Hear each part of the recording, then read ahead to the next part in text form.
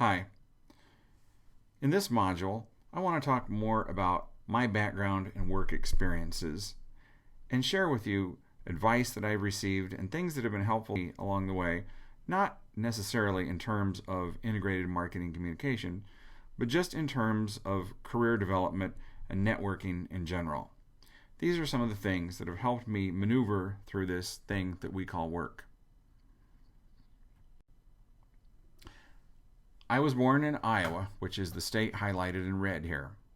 My father was born in Iowa. His father was born in Iowa. And his father was actually born in Germany, was one of the first pioneers to immigrate to the state of Iowa. So my roots there run very, very deep. I grew up on a small farm just outside of Des Moines.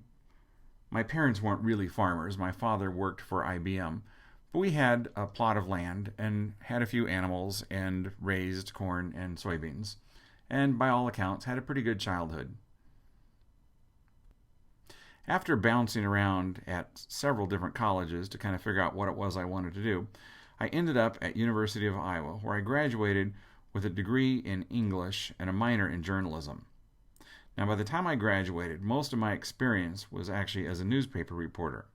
I'd worked for the college newspapers at the different schools that I attended, including the Daily Iowan at the University of Iowa, which is kind of like the Daily Mississippian. It's the college newspaper, but it's run very independently. It's actually the morning newspaper in Iowa City. A little bit of trivia for you. Dr. Will Norton, the dean of our School of Journalism and New Media here, was at one time the publisher of the Daily Iowan. It was not when I was there, but there is that connection. After graduating from the university, my first job out of college actually wasn't as a journalist, but as a technical writer in the pension department for a big financial services company in Des Moines. The company is called Principal Financial Group. They have about 7,500 employees in Des Moines and about 14,000 employees around the world. The reason I ended up there is because the job market for journalists was just really tough. I was getting job offers on small town weekly newspapers where I would be making about $10,000 or $11,000 a year, doing things like covering high school sports, writing obituaries, and things like that. Not a bad job at all, but it just wasn't for me. So I looked around for some other things that I could do with my journalism background. I found the job at Principal Financial Group, and I really didn't even know what a pension was when I ended up in the pension department, but I figured it was something that I could learn. And I did, and I spent my days writing custom handbooks for employers to explain their pension plans to employees.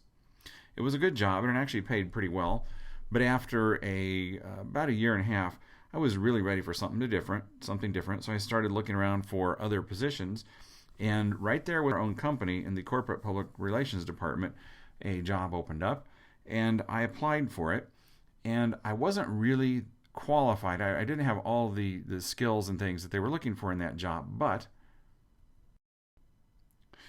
because I had a foot in the door within the corporation, they went ahead and took a chance and they hired me. I'd met some of the people that worked in that area, got to know the company, had good references, people were pleased with my work. And the way here is that sometimes having your foot in the door, even if it's in a role that's not your dream job, it's actually worth it because it can get you places that you wouldn't otherwise get. My advice would be, don't shy away from a job that you're not really sure you want if it's with a company that you do want to work for. So I continued on with the company.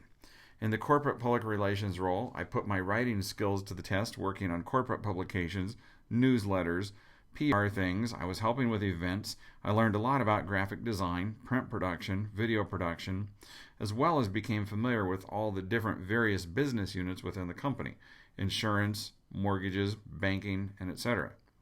And I spent several years there. It was a good job, and I really learned the business of our company very well.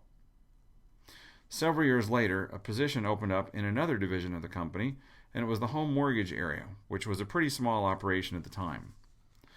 When I didn't really have all of the qualifications and things that they were looking for, but I went ahead and applied for it, and just like before, I ended up getting the job in large part because I had a foot in the door. There were a lot of applicants, but because I'd gotten to know some of the people who worked there, the odds were tilted in my favor. I started in this division as a one-person communications department, doing just everything there could be to do with communications and marketing. And over time, this division of the company from about 200 employees to about 1,400. And after a series of promotions over the years, I was named Vice President of Marketing Communications. I'd built a great team, got to do all kinds of interesting things. I ran their advertising program, their public relations. We did a lot of direct mail, employee communications. I worked with agencies, got into market research. Also started a customer relations function where we monitored customer behaviors and was involved in building a customer database. So it was a lot of data modeling to learn who our best customers were. And we had about 1 million customers that we were working with, and we really learned how we could serve them well. We worked with a lot of call centers to make sure that when customers were calling in, the scripts were congruent with our marketing messages and more. And I had some fantastic bosses that really helped me learn the business and develop my own leadership skills. One of the other benefits of this particular job is that is where I ended up meeting my wife. Another benefit of working in that division was that the company paid for me to further my degree. So I went to Drake University in Des Moines, and that's where I got my master's degree and wrote a thesis on integrated communications, and also started doing some part-time college teaching at Drake University.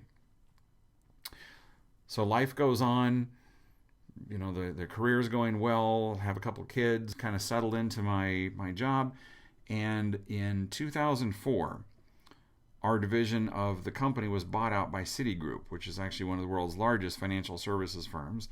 And my choice was either to move to St. Louis for a job that I didn't feel was that good of a fit for me, or take a nice severance package and leave. And I was very ready by this time to do something different. And to be honest with you, I was concerned that almost all of my experience had been with this one company in the financial services arena. And when I hired people, I tended to look for people that had moved around to a lot of different industries and different companies because I knew they could bring a good perspective to the things that we were doing. But yet when I looked at my own resume and saw mostly this one company, I was a little bit concerned. So I wanted to show that I could market anything to anybody, and I teamed up with a former colleague of mine to start my own marketing firm, and that was called Magnastar Marketing. Now, a lot of marketing communications firms, I've since realized, they get started when somebody who already works at an agency steals a client or two and starts their own company. So a lot of marketing and ad agencies grow out of other agencies. I didn't have that. We just hit the streets talking to people we knew, and we're trying to drum up business, and we never knew exactly what business would look like. I must admit, we really didn't have a business plan. Our vision was just to try and see if we could make something work with this marketing dream. And honestly, I figured if it lasted a year or two, that was going to be good, and I would go do something else. It took a while for us to get our bearings, but here's what we ended up focusing on in the company. At Magnastar, we focused on marketing research. And research is where you're trying to help clients understand their customers and their marketing opportunities. So we did a lot of qualitative research, so focus groups and studies like that. And we also did a lot of quantitative research, written surveys, internet surveys, data analytics, and things of that nature. We also focused on marketing communication strategy. So we were helping clients figure out what they needed to do in order to meet their communication goals. And then a big piece of what we did was the execution of specific marketing programs. So we did a lot of direct mail, relationship building programs, things like newsletters, loyalty programs, ghostwriting for executives, a lot of public relations. We did some brand identity work, some graphic design. We did some advertising, but we weren't really a big ad agency per se. We didn't have a lot of media buying expertise or resources or things like this. And over the next half dozen years, ended up working with several dozen clients in a more business-to-business capacity. We were working with them and learned a lot of stuff, from batteries to dental supplies to a lot of city, county government. We worked with retirement communities. Still did a lot of insurance and financial services work, landscaping companies, the wine business, travel companies, Iowa State University. I mean, just a wide variety of things. So really accomplished my goal of wanting to get out there and market a number of things. Now, when I look back at our business, though, it's very interesting to take a look at how the business itself grew. And I have what we call our networking tree, because with our business, it really was all about networking and connections. And intuitively, we knew that that's how we were growing. But one day, we actually sat down and kind of mapped out what we called our customer tree. And it's kind of like a family tree. It shows where, clients come from and descendants of other clients and things like that. And it's very eye-opening. It was very eye-opening for us when we looked at it, because, and here it is, it kind of hits you. Look at how the business really grew from some key things. In this slide here, there was a very influential person that we knew that got us into the county supervisors who we began doing some work with, and the Secretary of State of Iowa, and Polk County, which is the county where Des Moines is located. And by doing good work with Polk County, we had an opportunity to do some presentations at an Iowa State Association of Counties conference, and that led to working with the city of Sioux City. And we also, branched out into the Iowa Department of Revenue, and then a couple of other counties in Iowa, and then the cities of Cedar Rapids and Davenport. And so you can see, really from the help of one person, we ended up getting a number of clients. I was also very involved in the Iowa chapter of the American Marketing Association. I actually served as their president 1 year, and it's a group of several hundred marketing professionals from around Iowa.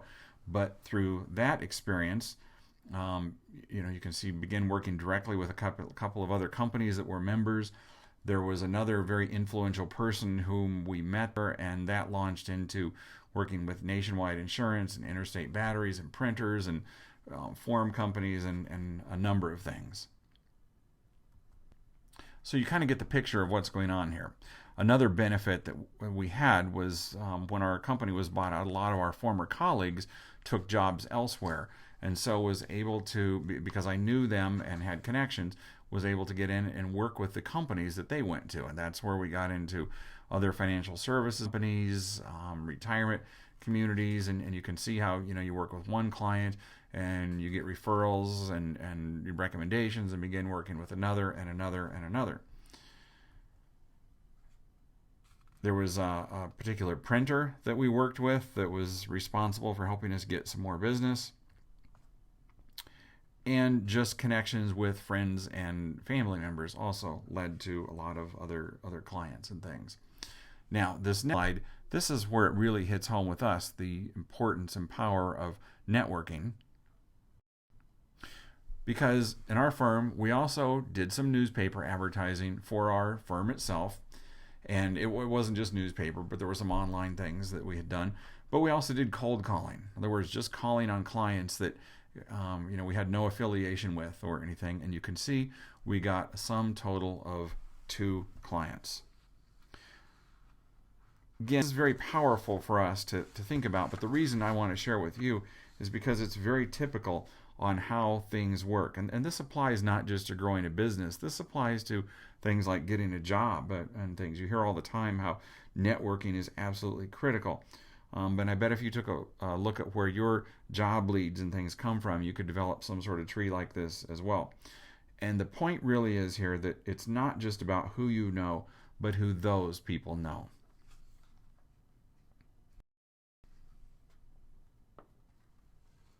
I've had people ask me sometimes, what was the best thing about owning your own company? Well, one good thing was being your own boss. There are tremendous advantages to that. Had a lot of flexibility, certainly had freedom to choose the work that I wanted or didn't want, had a say in everything that goes on, and was very close to it.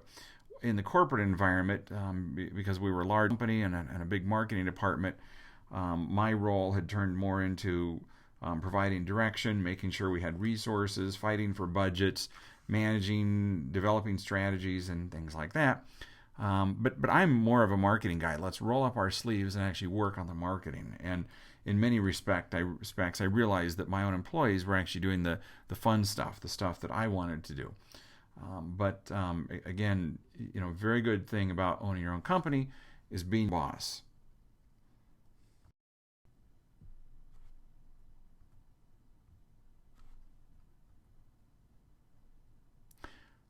A bad thing about being your own, about owning the company is also being your own boss.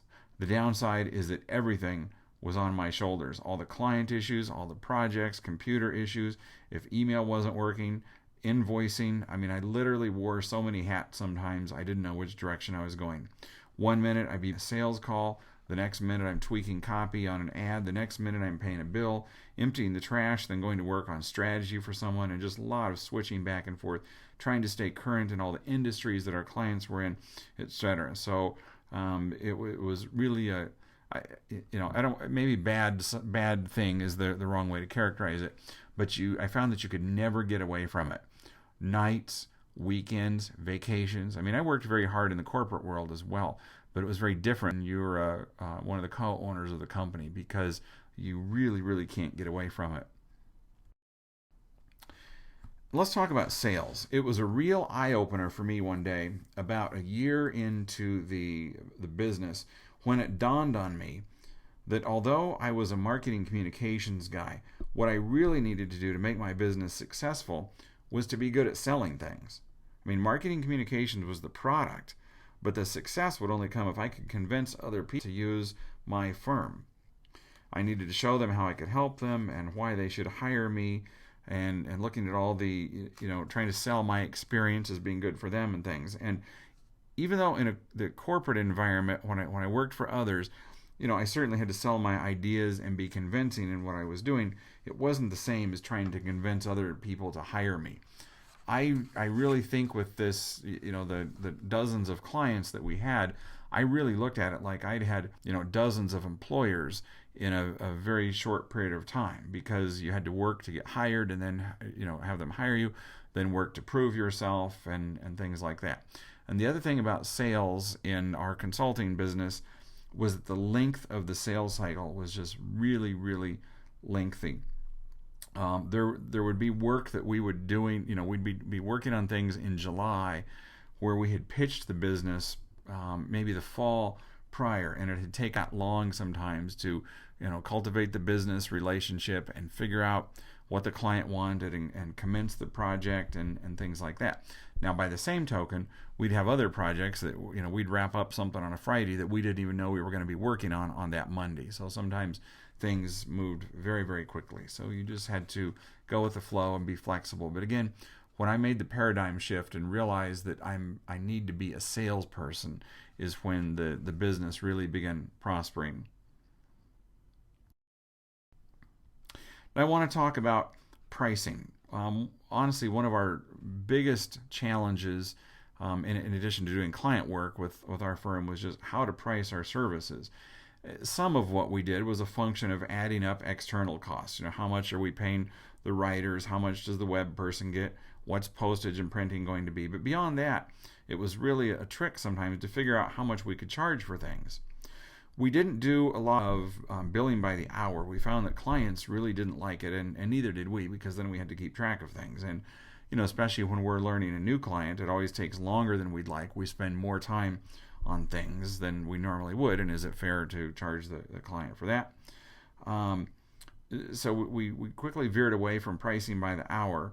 And the other thing with pricing by the hour, the hourly rates are so easy to manipulate. I know firms that will undercut you the rate that they charge, but then they'll figure out how to take longer to do something. So it all comes out the same. But when the clients are hiring you, our standard rate was about $110 an hour for most of the things we did, and all that meant was that somebody could come in and they charged $90 an hour, and it would appear that they worked for cheaper than we did, when in reality it really didn't work out that way. So there were some frustrations with that. But what we did was try to steer it completely clear of the hourly pricing and just charge based on projects. We would bid for a particular project, and we found that that worked better for us generally, and the clients were more comfortable with it as well. Now, one of the things you have to be careful of, though, is when you're bidding on your pricing, you have to be careful of making assumptions about certain clients. There are some big, very, very noteworthy operations in the state of Iowa that, the perception is they have very deep pockets, and everyone wants to work with these companies, and you want these companies on your own, resume and things, and so you want to land them as a client. But what we found was that with those larger companies, a lot of times, while it's nice to have that on your list of clients, everybody else who had firms like mine wanted to work with them as well. And so they had so many people trying to compete for their business that they actually could drive the price down a little bit. There was a lot of competition. And then we discovered other things. There are some big companies that would just routinely, they take 60 days to pay their bills. It doesn't make any difference if we put on the invoice or we tell them, we need payment within 10 days. They just kind of shrug and go, well, we pay in 60 days. So it led to some cash flow challenges sometimes and things. But on the other hand, had discovered that there are actually a lot of good medium-sized or even smaller companies that have very real communication needs and have good money to spend. I remember sometimes we'd have leads on different companies, and we'd pull up in the car and we would sit there before we get out and think, this company has absolutely no money to spend on our services. What are we even doing here? And then we'd get in there and work with them, and some of them just surprised us with their ability to pay for research and for catalogs and brand ideas and design work and a number of things. And so very quickly learn, don't make assumptions about what types of companies you want to work for or what you think their ability to pay might be. Now, it's very important to have the right clients. They need to be a good fit philosophically, meaning they're serious about wanting to improve their marketing communications and wanting to promote themselves. We, for example, didn't end up doing a lot of requests for proposals. In this business, you get a lot of companies that want you to develop and present your ideas and things, and then they'll decide if they want to hire you. And it wasn't right for us to work with those types of clients, to put a lot of work into something when we had no guarantee that we were going to get the business. So it was also about making sure that the right clients in terms of philosophical approach to marketing and just in general the ability to get along. When you're working with a client, it's like they're a colleague in the regular workforce, and you need to make sure that you communicate well and get along. So that's the story of my background and the experiences that I've had with MagnaStar Marketing Group. Now, in January of 2012, I began selling off my interest in the business and moving to Oxford to become a full-time professor here in the Integrated Marketing Communications program. And what kind of happened with that? During the years that I ran the MagnaStar Marketing, I also continued to teach part-time at Drake University. And as much as I loved the consulting business, I found what I really liked better was the teaching in the academic environment. And so I was looking for a place to put my marketing talents and teaching expertise to the test. And I'm just delighted to have found this here at Ole Miss. And so I still have some consulting projects, but it's on a very much a part-time basis. So that's who I am. That's how I got here. But wait, there's more that I want to talk about. I don't know if you've ever heard of a gentleman named James Autry. He grew up in Benton County, Mississippi, which is north of Oxford.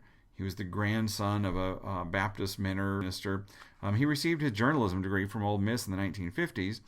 After he graduated, he moved to Des Moines and took a job as a copy editor with Better Homes and Gardens magazine, which is based at Meredith Corporation in Des Moines.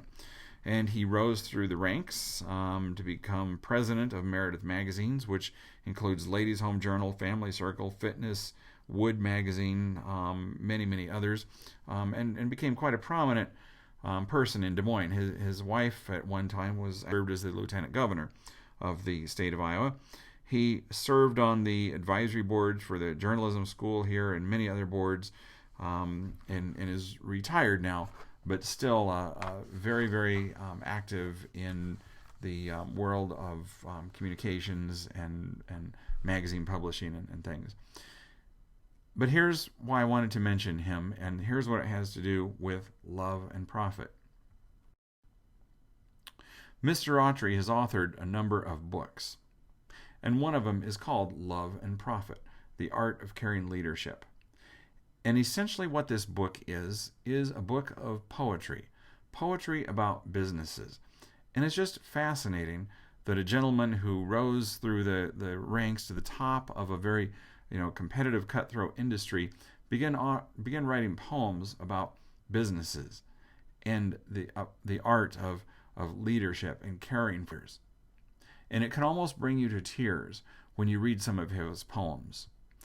He would write about, for example, times he had to fire people. Now, I know that sounds kind of crazy, but he realized that in a business, you have to manage the business in a profitable way, but you can do it in a very compassionate and caring way.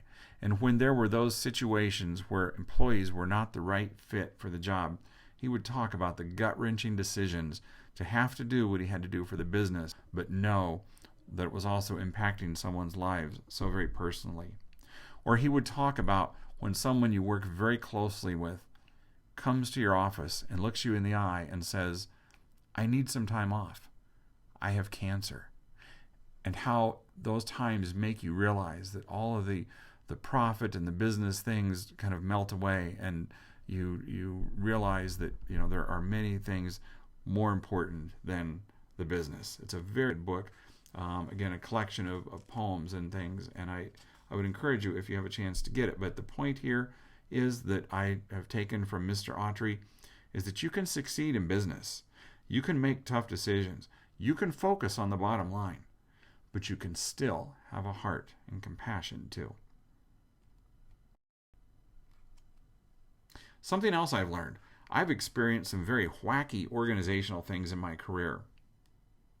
One time, the company that I worked for, a branch manager, was promoted directly to vice president, bypassing over several other layers of management. So he got several promotions all at once, was essentially what happened. And how it ended up that one day, people who were his boss were suddenly his employees. And you can imagine the awkwardness that could create. Some of the people maneuvered through that transition well, and some, of course, didn't. Imagine if you were a boss, kind of a jerk to your employees, and suddenly that employee is your boss. Don't think it can't happen to you. And the advice is, don't burn your bridges. Make sure that you stay in the good graces of everyone that you work with. Here's another example. There was a guy that I worked with, a good guy, but he was not happy in his job, and he left our company on not so good terms. He made it well known that he was so happy to be leaving and how much he hated this place, and he'd finally escaped and talked about how he felt sorry for us still having to work here, and so he didn't really leave on a graceful note. Well, guess what? It was about 18 months later, the company that he went to work for was actually acquired by the company that he used to work for. So all of a sudden, his old boss and his former colleagues and everything came right back into the fray, and he was working for them. It didn't turn out so well for him because of the way he burned his bridges on the way out the door.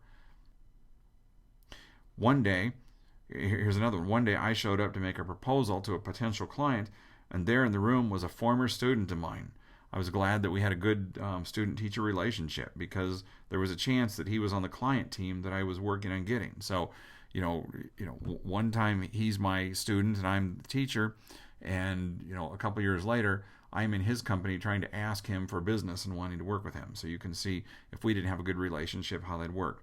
The point here, don't ever burn your bridges because you never really know quite how things are going to turn out. Here's actually a quote from someone who visited the School of Journalism, Joel Wood. He's a former journalism student here who's gone on to a great lobbying career in Washington. But I heard him say that the foot you step on today is connected to the butt you have to kiss tomorrow. And that is really, really true. Here's something else I've learned. In business, things are usually not personal. There are a lot of jobs and disappointments ahead of you in your career. There are going to be interviews you can't get, jobs you think are yours but you don't get, promotions that don't happen. That happened in my career many times, and with the consulting business. There were times we would do awesome proposals, and we felt certain that we had won the business, and then guess what? They picked somebody else to do the job. They rave about you, they like you, but sometimes they take business away from you, or they shift it other places, and they go in different directions. And it actually took me a little while in my career to realize when things like this happen, it's almost never personal. It's just business. And I found that the times that you don't really get what you want, it's often not because of you. It's about things that you have no control over in the first place. Their budget wouldn't allow them to hire you or to pay you for the projects that you wanted to, or they had resource issues, or there were political things, or maybe the person doing the hiring just doesn't connect with you, or maybe they felt pressure to hire the boss's kid. I mean, who knows? But it was very revealing for me when I realized I had to let go of some of this stuff and realize that people make business decisions, and very rarely is it personal.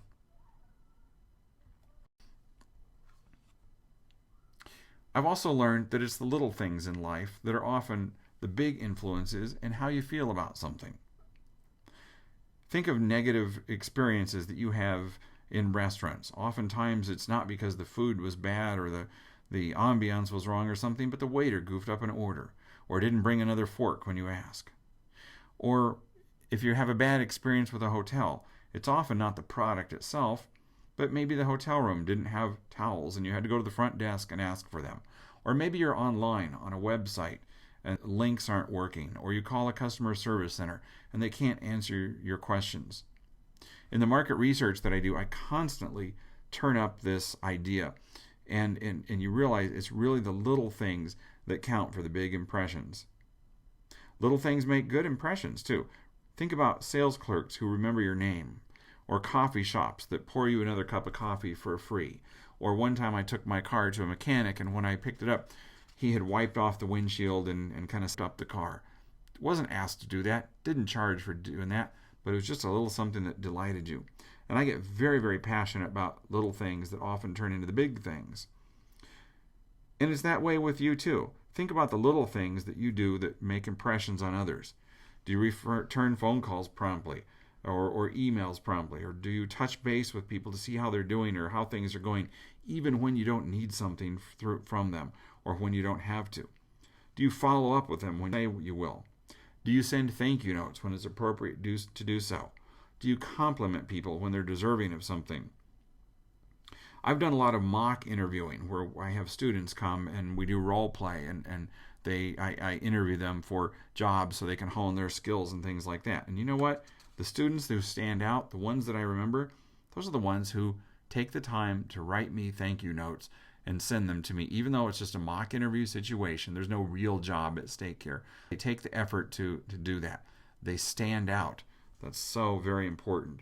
And my point here is that these little things can really set you apart from others in life. As a side note, I had a boss once who told me something that's always stuck with me. He said, when I hire people, I look at their shoes, because you can tell a lot about a person by looking at their shoes. And he wasn't talking about color or style or how or things, but how clean and polished they were. And he said that in a job interview, people worry about their clothes and their hair and their accessories and, how do they look today? But they don't, some people don't really pay attention to the details like their shoes. And he said, if I'm looking at somebody who's in scuffed up shoes, I know that they're not a meticulous person, and I like to hire people who are.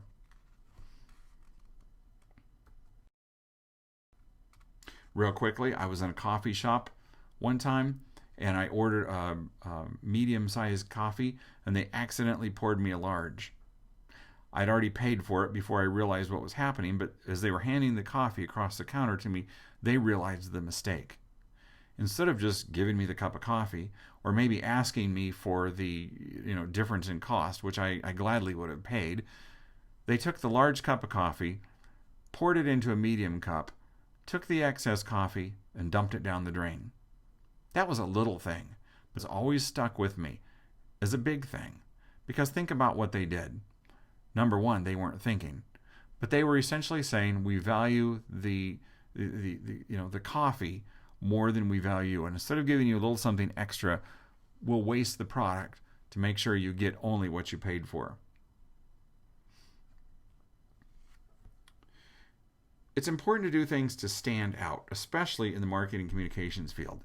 If you're being hired to help a company stand out with unique ideas and brands and designs and things like that, then you need to do the same thing with yourself, especially if you're competing for their business as an agency or trying to get them to hire you. There are many, many creative things that people can do to stand out. I landed a job interview once at a real estate firm, and what happened was I was getting ready to mail out a resume, and this was before you submitted things online. It was a paper copy resume, but I was trying to think of how to make mine stand out. And right before I sent it, I reached into a potted plant that was in the kitchen and got a little scoop of dirt in my hands, held my hand under the faucet, so I made a little mud, and I just smeared mud right across the top of the resume and wrote in there, "I know dirt about real estate." And I sealed it up and sent it before I had time to talk myself out of it. Guess what? I got a call 2 days later. They wanted to talk to me. And there was anybody that could, make themselves stand out in a unique way like that was somebody that they wanted to talk to. So I went and had an interview. It didn't work out that I got the job, but they were impressed with the gumption that I showed, and I was proud of myself for doing something like that. My point is, in this business, don't worry about doing something dumb. Worry about not standing out from the crowd. Don't count your chickens before they're hatched. You've heard that expression before, but it's my experience that that's been very true in business. As I've said before, there are jobs you think are yours. The recruiter has said, "You're the one." They imply it's just a formality, and then the job doesn't come through. Plans change. They found someone they liked even more. The budgets were cut. Who knows? In the consulting business, there have been clients that I was absolutely certain were on board. Projects we think are in the bag. We know they're going to hire us. They've said they're going to hire us. They like the proposal. They tell us to go ahead and start it on things. They set up meetings, and then plans change. Sometimes we would get started on projects and be working on them, and then the project would get pulled midway through. Now, usually we managed to be compensated for the portion of things we did. But the point is, even when we started a project, we couldn't be assured that we were actually going to finish it. There are projects that we would start and the client would put on hold for months for whatever reason. So you have half a project done and you're waiting. There's even projects that we've done that we think are done, and then they come back again for revisions. And sadly, there have been a few times we've been high-fiving at the completion of projects and going out to celebrate and things, and then the client doesn't actually pay their bill in a timely manner, and things kind of turn ugly. My wife was telling me recently about someone at her job that put in their resignation without having the formal offer letter from their new employer. They'd been told they would receive it, but they never did. They really got burned. So I'm very skeptical on things, but I've learned don't count on anything until it actually happens. Sometimes people will ask me, when's the best time to call a prospect to sell them something?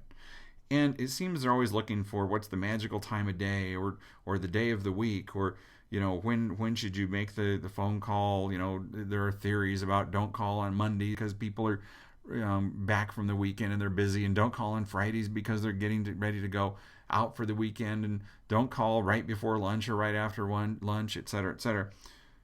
But what I found, the best time to make a sales call is when you've just landed another client. And here's why.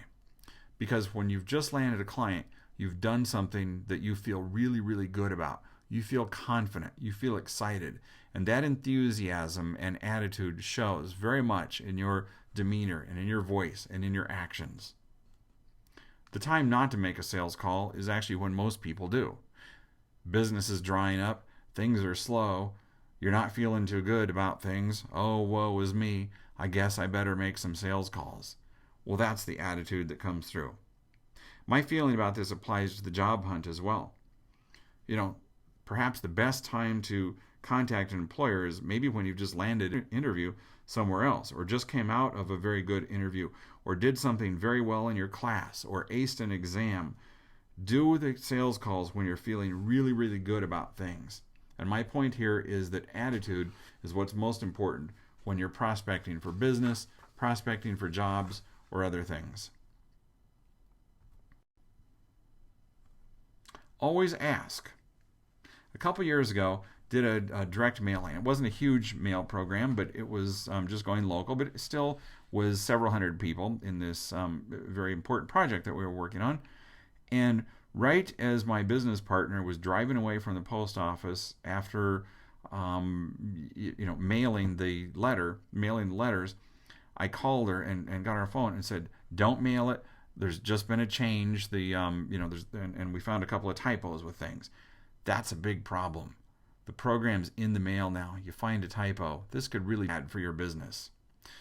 Now, I've always been warned actually, that once something is in the U.S. mail, it's property of the U.S. government and you cannot tamper with that. But as I visited with my colleague about what we were going to do and how we were going to explain this mess to the client and what our solution would be, my heart was just sinking. And we finally decided, well, we can at least ask the postman if we can get our letters back. So she went back in, told them the story. They looked over and saw that the mail was still in the mail bin we'd put it in. They kind of raised their eyebrows a little bit, but they let her go back in and root through the mail and take out all of the pieces that we did. We were able to get the changes made, get it back in the mail stream very quickly. The client never really knew that there was a situation. But the point is, this could have been devastating if we hadn't had the courage to just ask for something we didn't think we were going to get, but we realized it didn't hurt. And that's my point. It can never hurt to at least ask. Next point, brand matters. You're going to be very lucky when you graduate to have Old Miss on your resume. You're graduated from a good school with plenty of good, solid name recognition around the United States. And I think that brand matters a lot when you're building a resume. It's not just your skills and your accomplishments and your awards and accolades, but it's where have you earned these things? What have you done for them? That's very important. I had a student semester who had just landed an internship and was doing very menial things for a company, but it was a big company. It was Unilever, a big consumer products company. They make Lipton iced tea and Hellman mayonnaise and Slim Fast and Dove and Vaseline. These are names you've heard of. And she went ahead and took this internship doing menial things because it was for a company that people would recognize. And she took this over another position that might have actually paid a little bit more and perhaps been a more interesting internship, but it was for a company that no one had ever heard of. And I think that was a very good choice for her to do. I think she made the right choice because in the end you have Unilever. You have that brand on your resume. When I hire people, I tend to gravitate towards people that have worked at places I've heard of. And my point is, it's not always possible to snag opportunities with big brand name firms. Sometimes your opportunities are what they are. I would never ever say that you can't make a success, even if you have companies on your resume that are small organizations that no one has ever heard of. And bottom line really is it's the work experience itself and the portfolio you're building that matters. But in my view, brand matters. Brands open doors and do make a difference. And finally, I want to conclude by talking about integrity. Think back to a time when someone has lied to you or been dishonest, tried to cheat you, and think of what that did about your feelings towards them. I've had employees lie to me. One time I asked someone for an update on a project, and he told me things that weren't true. And now this wasn't a big project, and if they had just told me the truth, that they hadn't got it done yet, or that they'd accidentally let it slip through the cracks, it wouldn't have been that big a deal. But he started lying about it and telling this tale that I knew wasn't true. I didn't fire him right away, but it really set the stage for his departure because it plants the seed in your mind. If they're dishonest with you about one thing, what else are they trying to pull over on you? Integrity is critical. The point here is don't ever do things that would compromise your good name, or it can really be devastating for your career. Most people can look past a late assignment or a botched job or something that wasn't done right if you just own it, but they have a very, very hard time looking past things like dishonesty. Remember this and make sure that you live your career full of doing the right thing and doing it with integrity all the time. That concludes this module. As always, please contact me, and if there's anything in here you'd like to talk more about or would like more information on. Thank you.